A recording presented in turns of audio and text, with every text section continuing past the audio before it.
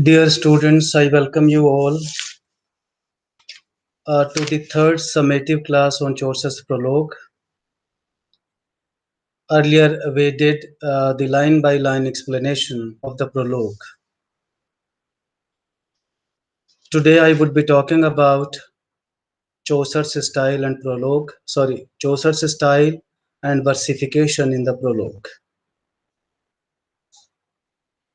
Now, before we go and talk about style and versification in the prologue, let us open the discourse by discussing the very basic term style and versification. And therefore, my question is, what do you mean by style when it comes to a literary work of writing? Yes, any answer?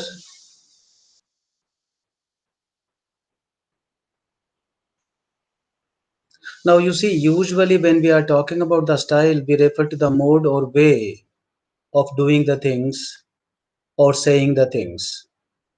We say that that man has got his own style of getting the things done or saying the things or presenting the things. And similarly, if we try to apply the same notion to a literary work of art, we would say that style refers to the way a writer decides to express whatever he wants to say.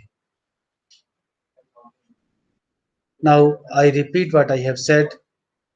Style refers to the way a writer decides to say whatever he wants to say. And therefore, again, when we talk about the style, we are referring to the way, we are referring to the mode of writing. Now, when we talk about this way of writing, then what we are trying to trace in a work of literature is we are trying to trace the choice of words, we are trying to trace the use of sentences, we are trying to trace the structure that is being employed by the poet, we are trying to trace the semantics of the language that has been exploited by the poet. We try to explore the figurative use of language that has been exploited by the poet, and so on and so forth. So basically, when we talk about the style of a poet, then what we are doing, we are trying to discover, we are trying to examine, we are trying to investigate as to how the poet has successfully or unsuccessfully conveyed the idea that he wanted to convey.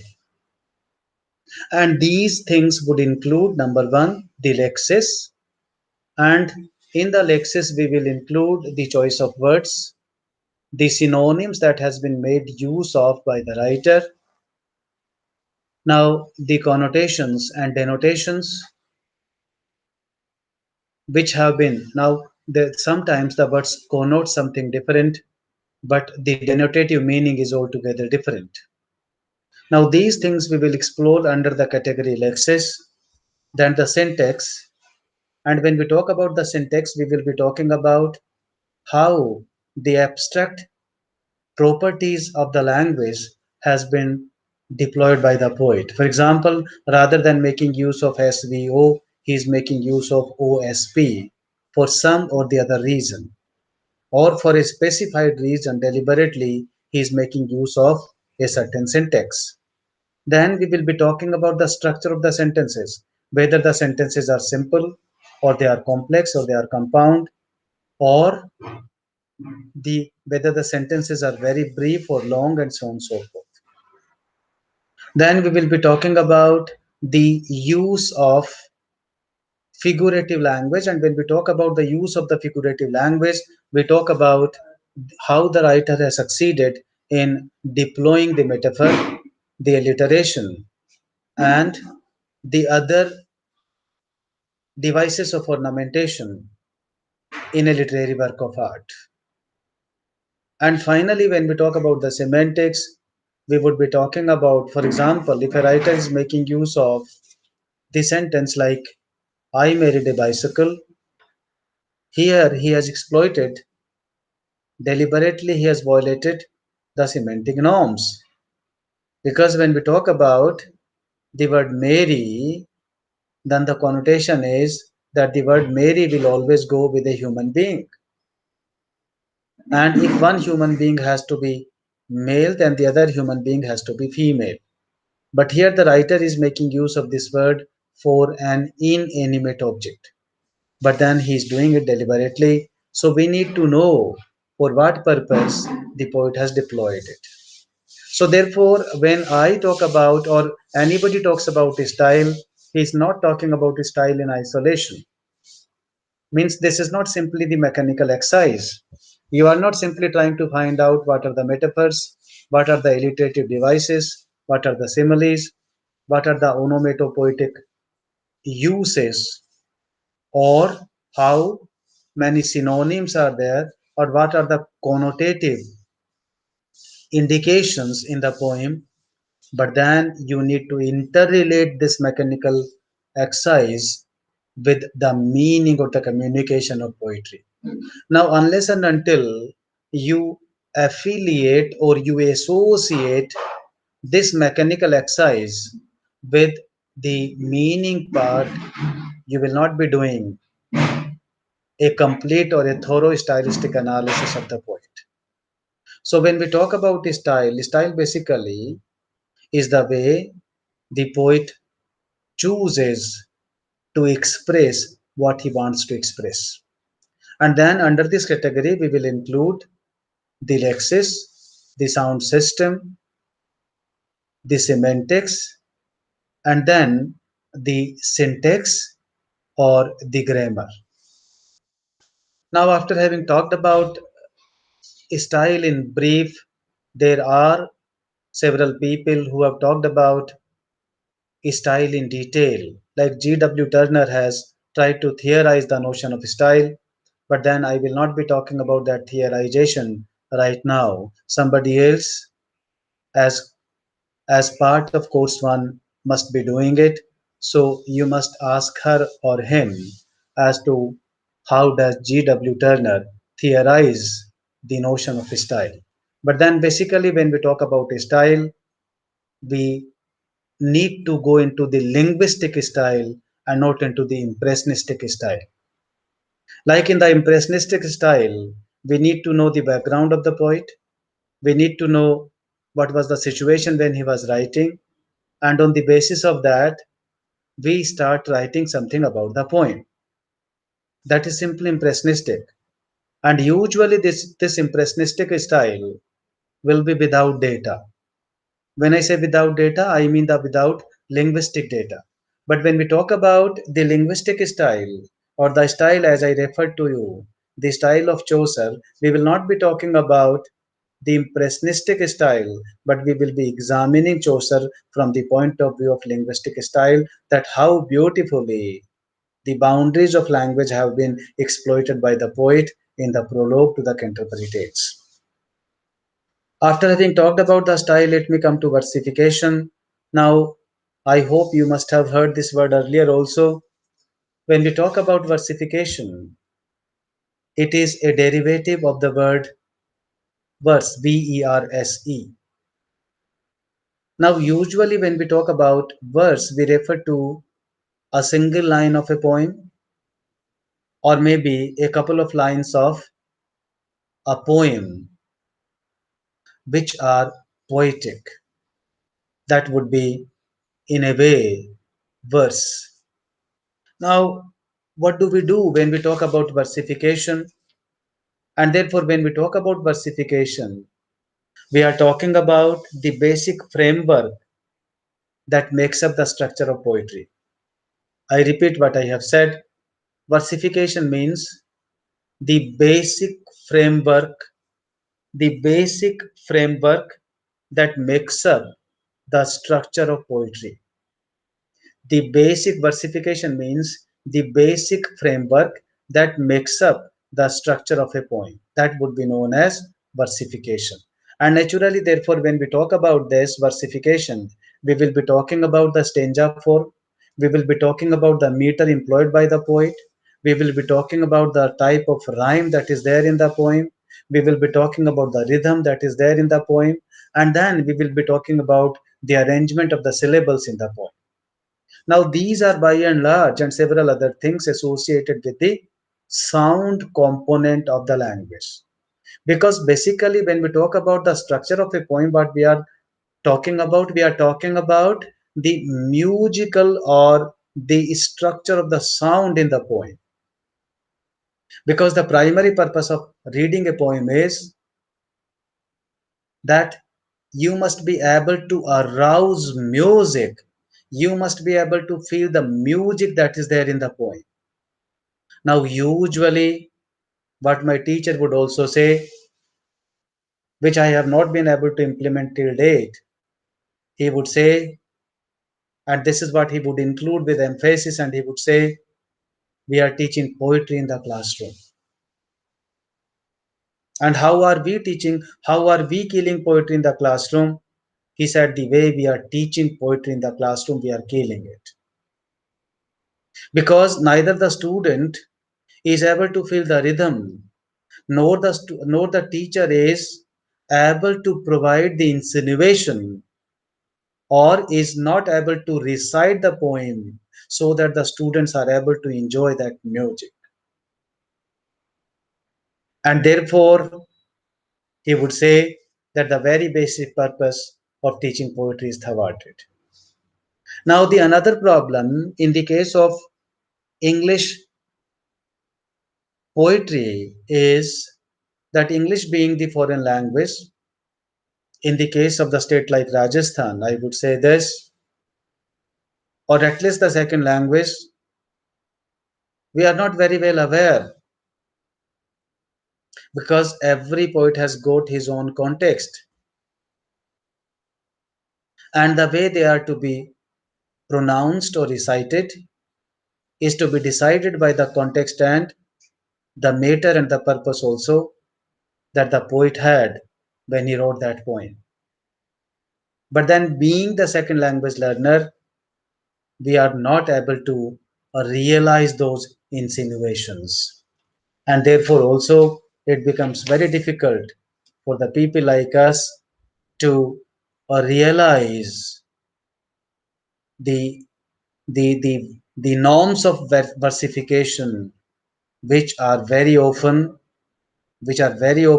very valuesome as far as a piece of poem is concerned. So now I think that by now the meaning of style and the meaning of versification is clear. Let me summarize in very brief what I have said. I have said that when we talk about style, we talk about the way of writing. We talk about the way of writing. Means it means the way a writer decides to express whatever he wishes to express. And then under this category, we would include three, four area. We would be talking about the sound system, then the lexis, then the structure, then the semantics, then the use of the figurative language, and so on and so forth. Then I made a difference between the impressionistic style and the linguistic style, and I said that usually when we talk about the style, let us refer to linguistic style because when we are referring to the linguistic style, we are basing all the things on the data, on the linguistic data which constitute the part of the poem under study. Now, when we talk about versification, versification is as I said, is the basic framework that makes up the structure of a poem. Basic framework that makes up the structure of a poem. Now I said under this, what do? We include all the devices like stanza, rhyme, rhythm, and meter, and all the other things. Even sometimes the not sometimes, but the devices like intonation is also a part of versification. Now we come to our primary task now, how Chaucer has deployed, made use of style and versification in the prologue. Now, before talking about that, I would be talking about the 14th century, the time when Chaucer was writing. Talking about the 14th century England, there is a great scholar, or there was a great scholar, J.M. Manley, Manly, and he wrote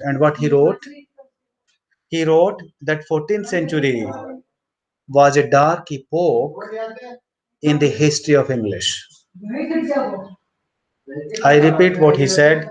J.M. Manley was a very famous scholar of the 14th century, and he said 14th century was a dark epoch in the history of English. Unquote. I'm sorry, J.M. Manley did not belong to 14th century, but this is what he writes about 14th century. And if we have a historical and linguistic analysis of the statement, we would find that the statement is true. Means it is 100% true that historically and linguistically, the Middle Ages were the dark ages of the time. It was Chaucer who, for the first time, tried to take language out of this darkness and gave a firm foundation to English literature and language in the 14th century. And that is why you must have heard there is a poet, John Dryden. He is a neoclassicist, and he says, therefore, he calls Chaucer the father of English poetry. John Dryden says that Chaucer was the father of English poetry. Now, linguistically, when we look at English, we can divide the growth period of the English language into three eras. Number one, Old English. It roughly dated from 5th century to 14th century. And then the Middle English. And this Middle English roughly dated from 14th to 18th century. And then the Modern English. The period of Modern English is roughly from 18th century to the present times. So when we talk about Old English, 5th to 14th century. When we talk about Middle English, then 14th to 18th century. And when we talk about the Modern English, then from 18th century till present. This is how we linguistically divide the growth and development of English language. Chaucer's belong to, as you know, the era of Middle Ages, and his contribution as a craftsman, and what I would say as a craftsman of English language, is remarkable. He contributed immensely both to style and language of English. Now, there is a writer, and the name of that writer is David Dyches. In his book, he writes that he found English in the form of raw material and made it reach maturity. In other words, what he means to say is that with Chaucer, English language matured. Because when we look at the contemporary of Chaucer, we find that there were the poets like Wycliffe, there were the poets like Langland, and there were the poets like Gower. But then these poets wrote very little in English, and therefore the development of English naturally started with Geoffrey Chaucer.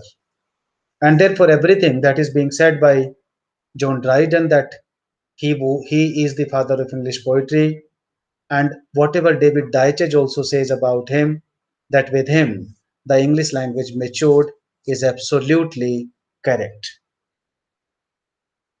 And the obvious evidence of the maturity that Chaucer attributed to English language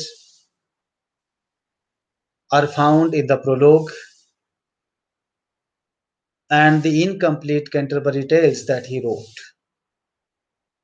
Not only this, he was a great translator also. He translated many poems into English, the poems which were primarily written into French, he translated them into English. And then there were certain poems like Troilus and Cressida that he wrote, which are again very good examples of English poetry. Now, let me come to the main points of Chaucer's style in the prologue. Before I go and talk about Chaucer's style in the prologue, let me talk about that basically. When we look at the types of style, there may be as many styles as the individual writers are. But then basically these styles can be divided into four types. Number one, we can have expository style. Number two, we can have descriptive style. Number three, we can have persuasive style. And number four, we can have narrative style. Now, when we talk about expository style, in the expository style, the poet describes the phenomenon, but then at the end of the description, he will be giving his own opinion also. His own opinion, he will describe and then he will conclude with an opinion, with a suggestion. And thereby, an expository style is always reflective. Reflective in the sense that they tell us something about the view of the writer. Expository style. Descriptive style is the style in which the writer simply describes. Now, this is what Chaucer is doing in the prologue. What he is doing, the characters perhaps are standing in front of him or are not standing in front of him, but then he describes them. He says that I have described them as I have seen them. So, descriptive style. And when we talk about the persuasive style, in the persuasive style, the writer would like to convince the reader with his point of view or from his point of view. He would say, this is the point of view, and he will forward all the arguments that would succeed in convincing the reader, that would succeed in convincing the listener. That would be the persuasive style. And then the narrative style is the style of a commentator. There is an event that is taking place in front of the writer, and that event is being described without adding anything from the side of the poet. That would be the narrative style. Now, the basic difference between the descriptive style and the narrative style is that in the narrative style, the writer imagines he is that he is watching and describing. But in the case of description, it is not necessary that he is watching, and therefore the difference between the two is like what does a commentator do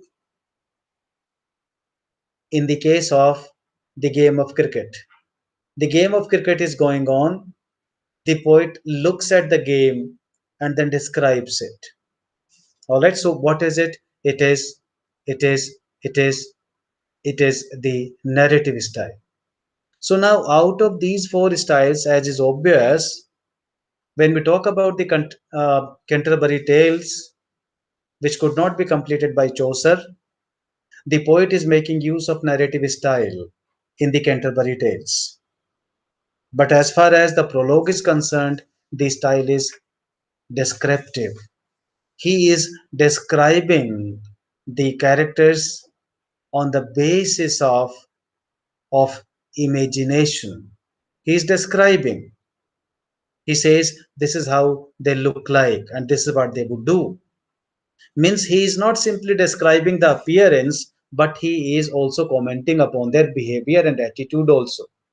Now, usually when the narrator is talking about uh, the, the, the, the, the individual or the event, then the individual is behaving in that way, and that behavior is brought to the reader by the writer, and thereby the writer becomes a media. He is simply a medium to bring that event to the reader. But in the case of description, the writer is not simply a medium. He is describing, and he says that I'm telling you I have seen them like this. I am describing, and then he is not simply the medium, but sometimes he is commenting on the behavior and the attitude on the basis of the appearance and the externals that he sees, that he watches. So I hope you will keep this difference in your mind when you write, when you try to comprehend Prologue to the Canterbury Tales. Now Chaucer uses, as I said, descriptive style to express his viewpoint as far as the prologue is concerned. Now, when he was writing the prologue, what he was doing, he was following the rhetorical principles which were laid down by Binsauf, Vinsauf. He was a great scholar who wrote the book Nova Poeteria, Nova, and then Poetria. He wrote this book. Now, this book talks about what description is. This books also talk about what narration is. When Chaucer wrote the prologue and thereafter the Canterbury Tales, he followed these principles which were laid down in this book. There is another writer, very famous writer and a researcher on Chaucer, and his name is Robert P. Miller. He writes, and I'm reading out these two lines: Chaucer subtly adopted language and perspectives to his individual tailors, and thus established a model for Shakespeare and the Elizabethan dramatists. Unquote. Let me read it again. This is a quotation from Robert P. Miller, and I quote: Chaucer subtly adopted language, not adopted, adapted, sorry. Chaucer subtly adapted language and perspectives to his individual tailors, and thus established a model for Shakespeare and the Elizabethan dramatists. Unquote. Now, the obvious reasons for this model. Now, you can comprehend the great contribution made by Chaucer, because what Robert P. Miller writes, he says that he was a model for Shakespeare and the other writers, dramatists who followed Chaucer.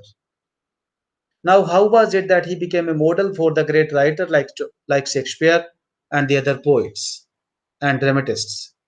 And therefore, if we look at Chaucer's prologue and the other poems that he wrote, the reasons are but obvious. It was the style that made him the pioneer poet in the field of English language. Now, this his pioneer poetry does have the element of drama. It also has the element of fiction. Now, for example, when we have a look at the prologue, we find that if we try to stage, we can stage all the pilgrims very successfully. Although that would be a monologue, but then somehow we would succeed in doing it. So the element of dramaticality is always present in the poetry of Chaucer, But then, primarily, when we talk about Chaucer, it was the style that made him very famous. And therefore, what were the prominent features of the style?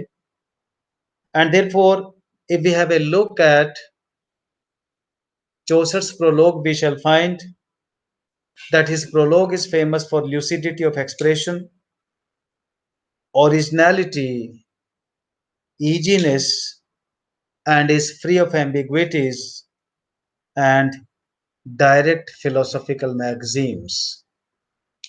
I have talked about several things. Number one, lucidity of expression.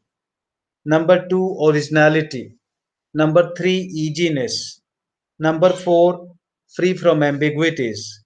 And the last one is there is no direct philosophical maxims. And that is why his poetry could be so appealing to the common man. Now, every character, look at the opening of the poem, lucidity of expression. The poet says that when the month of April comes and the showers begin, the people feel like going to shrines. You see, the event chosen by the poet is a popular event, the event that is very popular among the masses, and the poet makes use of the event as setting of his poem, and then takes it forward that there were as many as 29 pilgrims, including him 30, and they decided to go to the shrine of to the shrine of Canterbury, to the shrine that was located in the Canterbury. There is no philosophy. He does not either directly condemn or appreciate any writer, and therefore you start taking interest into the character and then have your own conclusion. He does not even conclude and tell you that he is a good character or a bad character.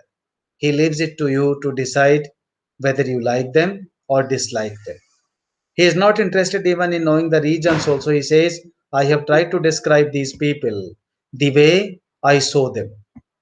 I have tried to describe these people the way I saw them. And therefore, his lucidity of expression is very remarkable in the prologue to the Canterbury Tales. After having talked about these several things, now the second prominent feature of Chaucer's style is that he makes use of colloquial language, which has great appeal for the common man. I can give you examples from various characters, like that of the prioress, and then the another one from that of the monk. But then the example from the prioress would be more appealing. And what he says about him, prioress let no morsel fall from his lips. Now, this is very, as I said, there is a consistent ironical vein in the character of the prioress. She bothered more about the mannerism, and this mannerism has been very well brought out by the poet in this line. And then talking about the knight, what he says, he was as meek as a maid. He was as meek as a maid. Look at the comparison, the metaphor that he makes use of. The colloquial style, he was as meek as maid. Now, even the metaphorical examples have not been taken from the literary field, but then these are the objects which belong to the common man's life, and therefore they become very appealing. All right, so the second thing that is very remarkable about Chaucer's style is that his language, he makes use of colloquial language, and this colloquial language is very easy to comprehend, is very easy to understand, and therefore it becomes very appealing.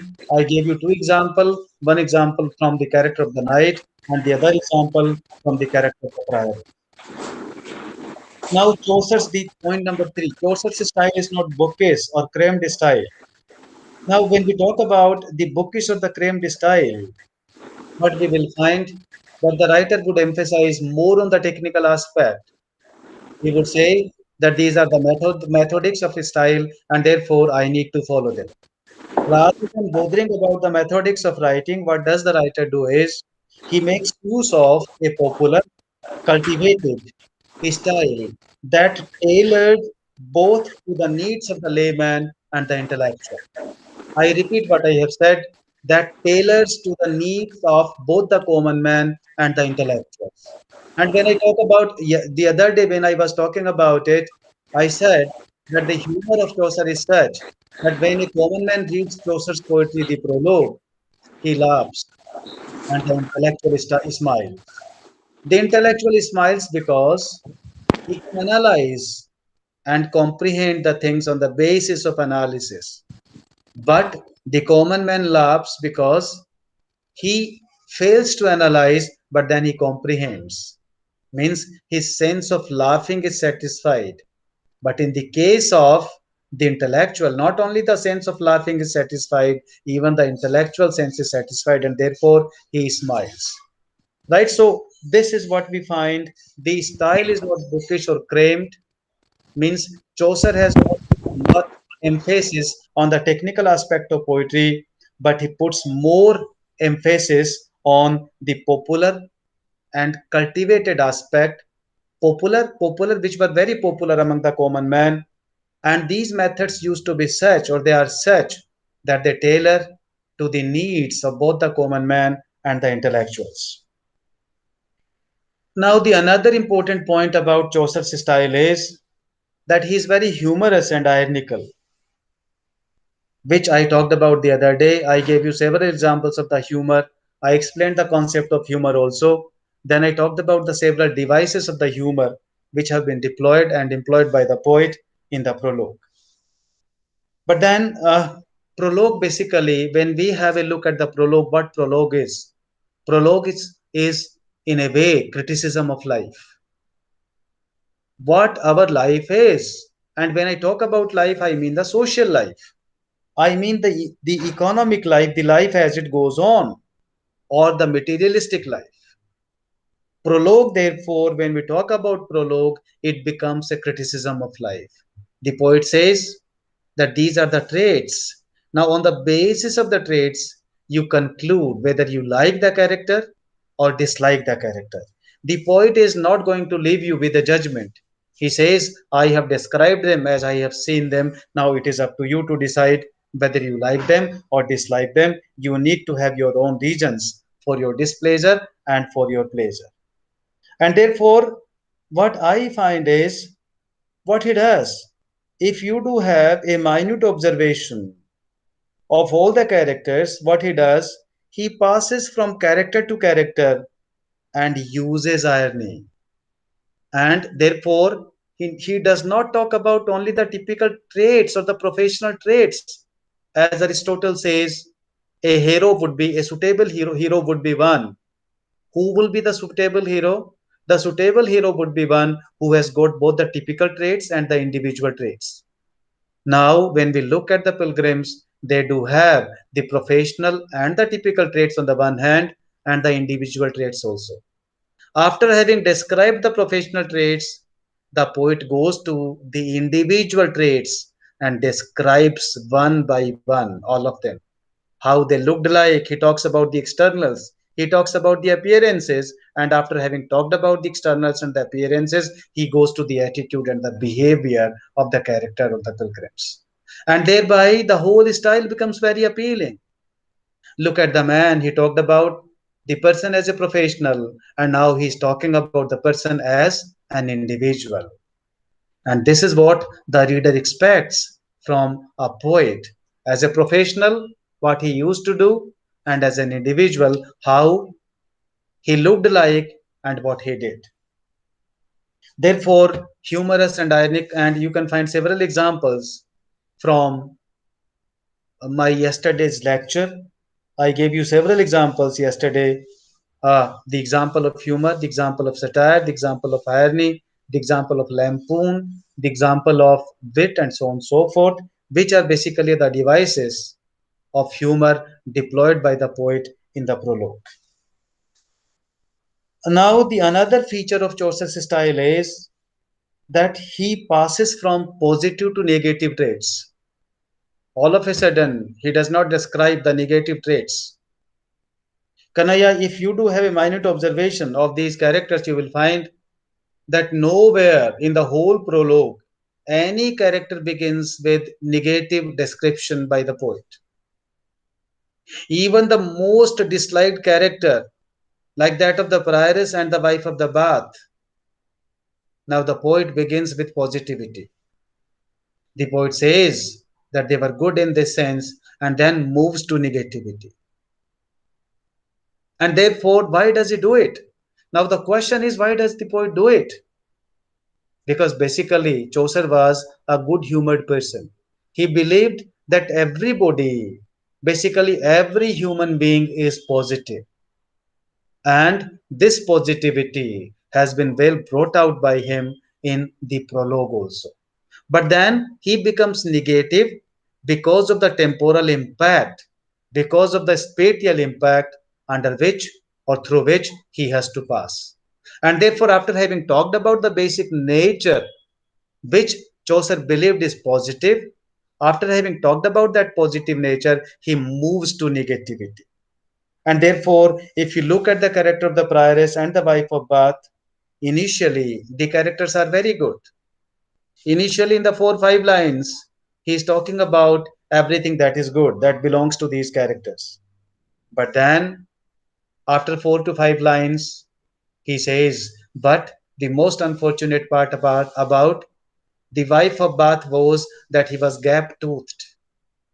And then he goes on saying that he did have as many as 5 husbands at the church gate, besides all the companions that she did have in her youth.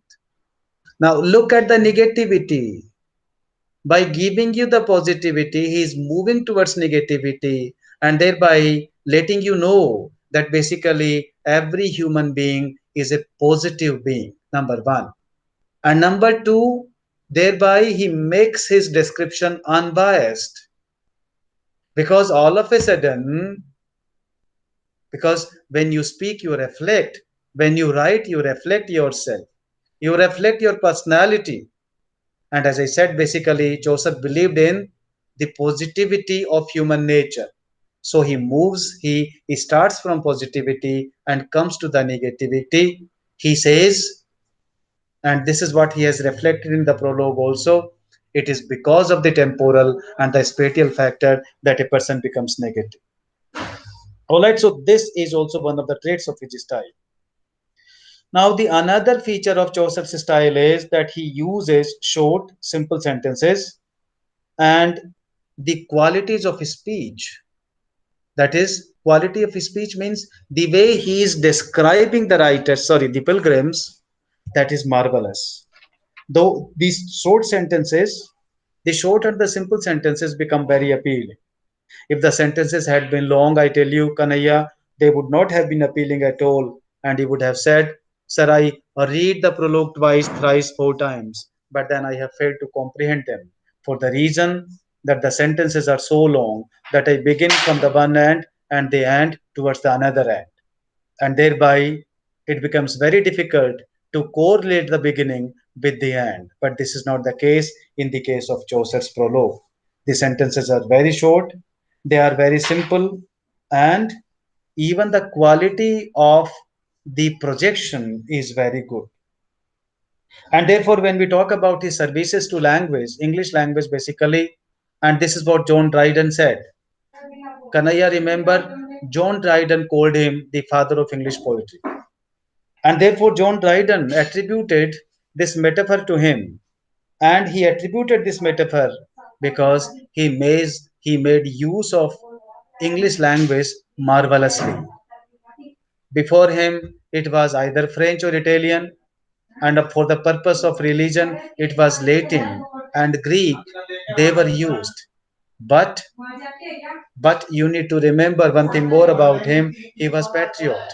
And therefore, in order to give expression to his patriotic feelings, he made use of English. He said, this is my language. This is the language of my nation.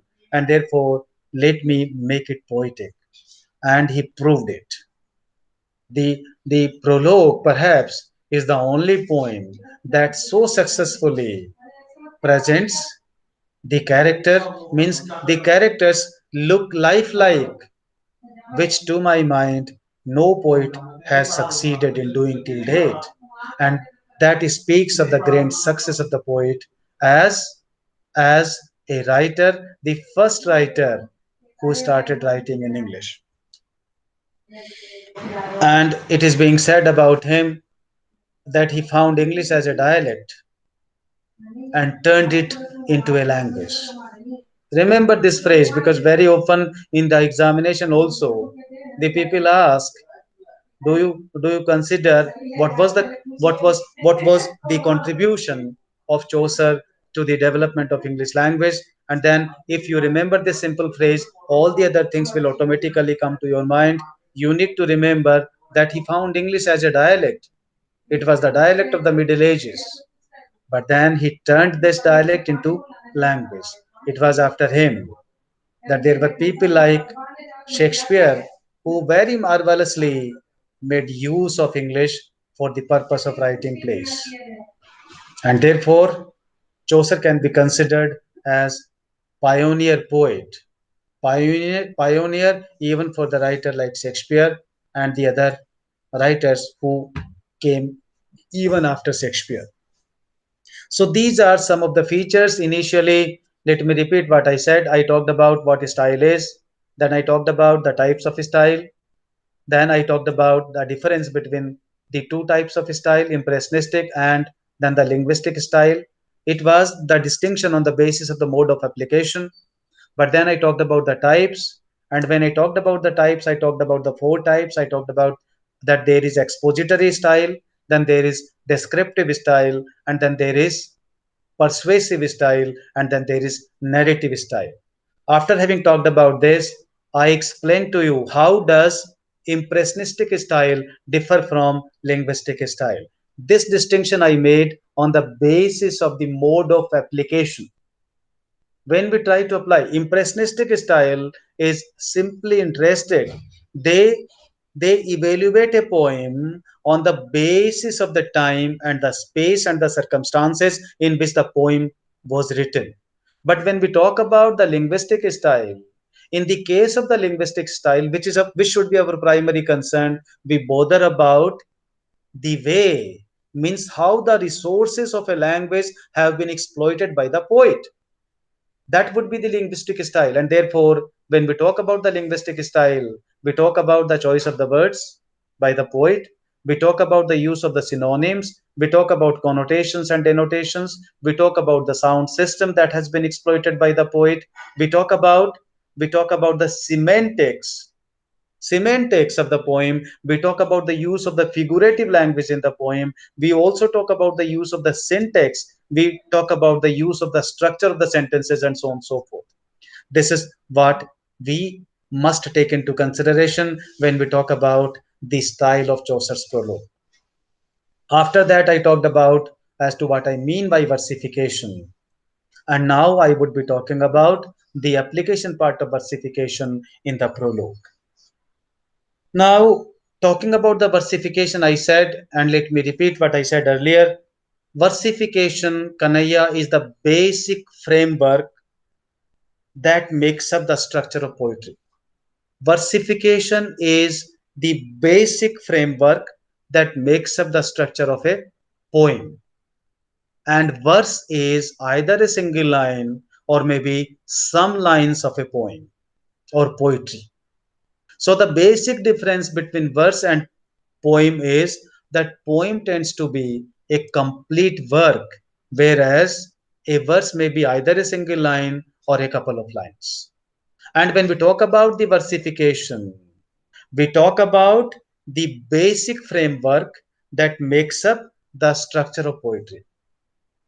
Now, the third thing that we need to know about versification is that when we talk about the versification, the devices of versification are number one, stanza form, number two, the rhyme and the rhythm. There is a difference between rhyme and rhythm also. I will talk about that, and perhaps you are aware of that also. What is the difference between rhyme and rhythm? Then we also talk about the use of the meter deployed by the poet, and then the rhyming scheme or the couplet. If the poet has made use of couplet, in fact, they will be the part of the stanza 4. Now, coming to Chaucer's prologue, if we look at the prologue, we will find that, okay, let me, before I go and talk about the application part of versification to prologue to the Canterbury Tales, let me put a question as to what a meter is. What is a meter? Sir, iambic pentameter, are you talking about that? I am simply talking about the meter right now. Iambic pentameter is one of the meters. Okay, sir. What Sir, meter is? Iambic pentameter, okay. I will come to that is the next step. But before that, we must be aware what a meter is. वैसे तो sir metre तो poetry में जो उसके use होते हैं Okay, जो okay, component. yes, you are very true. When we talk about meter, we refer to the rhythm that is yes sir. patterned by stressed and unstressed syllables. Hmm. All right, we refer to meter means the rhythm that is patterned by the unstressed and the stressed syllable. Sometimes two stressed syllable may come and then become the unstressed syllable. Sometimes you may have unstressed and stressed. Now this variation would make different meters. Like iamb is one of the variations of the meter. Now in Prologue to the Canterbury Tales, the poet has made use of iambic pentameter. He has made use of iambic pentameter. Now tell me what is iamb and what is pentameter, because these are the two words which are there in iambic pentameter. What is iamb and what is pentameter? Now therefore remember, and if you have got a pen in your hand, write down also. Iamb is a pair of syllables. Iamb is a pair of syllables, and this pair of syllables is usually stressed and unstressed. This pair of syllable in the case of iamb is stressed and unstressed. It is stressed and unstressed. Yeah, stressed and unstressed. Iamb means a pair of syllables which usually is in the sequence of stressed and unstressed. Is that okay? Yes Now, sir. Yes. what does pentameter mean? Now, when we talk about the pentameter, pentameter means the five set of these syllables. Five set of these syllables. Five set in total 10 syllables. Five set of these syllables means five set of the iambs. Five set of the iambs, and in Oh. total 10 syllables. Five set of iambs means stressed, unstressed one set, then stressed, unstressed another set, and likewise the five sets. Okay, so pentameter means five sets of these syllables.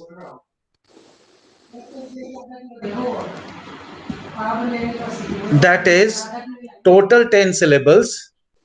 That is total 10 syllables. Sir, pentameter means five sets of. Five sets of these syllables. These syllables means these iams. Bracket में these syllables के bracket में लिख लीजिए iams. Okay sir. Okay sir. These syllables bracket में लिख लीजिए iams. फिर लिखिए okay. that is total 10 syllables. That is That is total 10 syllables 10 syllables. alternating Alternating. alternating alternating unstressed and stressed, Unstressed alternating unstressed and stressed. and All, stressed. yes. So this is iambic pentameter. ठीक है. Iamb is a pair of two syllables, ठीक. stressed and unstressed, and pentameter means five sets of the iambs. When you do have five iambs, it will be iambic pentameter. ठीक है, तो एक line में कितने syllables हो गए? 10 syllables. 10 syllables. पांच पांच. All right, 10 syllable हो गए. Syllabus नहीं, syllables. Syllable. हाँ sir. Yeah, Syllabus. right. So this is what iambic pentameter is. Now, Chaucer wrote the whole prologue in this form. All right, the whole prologue is in this form, and the rhyming scheme is AA. You write down, and the rhyming scheme and the rhyming scheme is AA, BB, CCDD. The rhyming scheme is AA, BB, CCDD.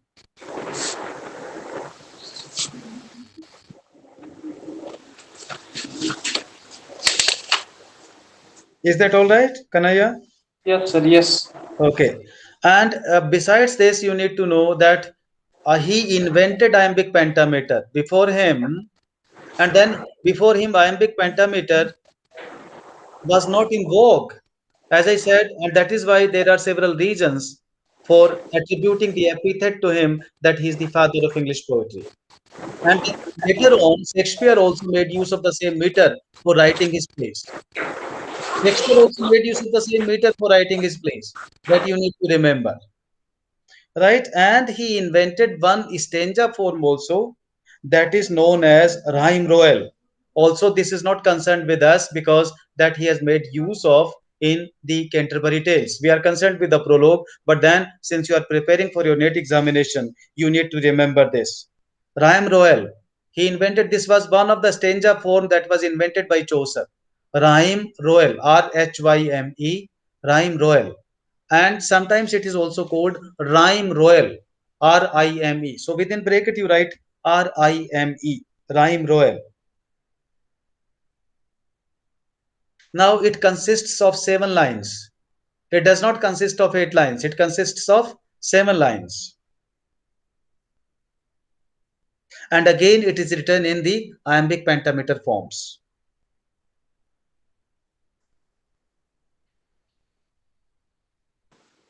Now, can you tell me where Chaucer made use of this royal rima or royal rhyme royal? Alright, in which poem he for the first time made use of rhyme royal?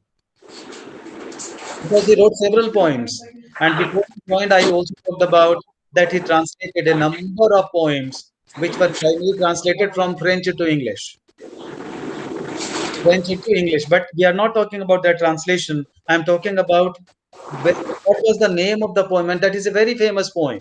It was not in the Canterbury Tales, let me tell you, because Canterbury Tales could not be completed. Prologue, Canterbury Tales, he was supposed to write how many tales? 60 tales as per the device. He said that every one of us will tell 2 tales to the Canterbury and 2 tales while coming back from the Canterbury. But then the Six. tales that we find, how many tales are there? There are 24 tales. Okay, so he was supposed to write 60 tales. Yes, yes. It is All but incomplete. that so therefore Canterbury Tales is the incomplete work. But then there was another very famous poem that he wrote, Troilus and Cressida. Romantic, sir. Cresside. Yes, it was a romantic poem, Troilus and Cresside, and it is this poem is in the form is written in the form of a rhyme royal. The stanza Rhyme. form is rhyme royal. Yes. Okay, so this is all about the style of Chaucer and versification. If you had joined right from the beginning, you would have enjoyed more. But I hope that even your joining later has benefited you. From Yes. tomorrow, what we will do is from tomorrow we will start Surrey. Okay, we have completed Chaucer's prologue. I talked about one day I talked about absolutely about portrait gallery. Then I talked about perhaps I will put all these things on my YouTube channel. All right, Okay, perhaps sir. if after having made some changes, I will put them on the YouTube channel so that you can अक्सर see. उस पे आप डालते रहा करो ताकि वो net के लिए Yes, काम that आए. I will do. That I will do. But you see, I am not so technical, so I have to seek help of the person like you, so that I can Yes, sir. comfortably do it. So you see, I Definitely. have to seek help from someone related to me, so that it can comfortably be done. Right. So I will be doing it. Maybe I would be calling Prukaf, your senior, and would be asking him to do this because sir you cannot YouTube come जो है from वो school. आज के Yes. जमाने का शिक्षा का सबसे बड़ा माध्यम वही बन चुका है सर. हाँ, बस इसीलिए इसीलिए वहाँ इसीलिए पे और आप देख रहे हो ना बिकॉज पहले तो क्या कॉन्सेप्ट था, पहले ये कॉन्सेप्ट होता था कि प्यासे को कुएं के पास जाना पड़ता था, हाँ sir. And now the things have reversed. आप प्यासे तो मुझे आप ही लगते हो, बाकी तो ऐसा लगता है सब इतने भरे हुए हैं कि कुएं को ही प्यासे के पास जाना पड़ता है और बताना पड़ता है कि कम join me. Right, the things are reversed. There was a colleague of mine, still he lives in Udaipur, and he would say, Agarwal साहब एक ऐसा समय आएगा कि प्यासा कुएं के पास नहीं आएगा, कुएं को प्यासे के पास जाना पड़ेगा. And now the हाँ same सर, ये is हो रहा right. है। You can see the screen. You can hmm. see the screen. Yes Nobody sir. joins. Even in the classes, the other classes also.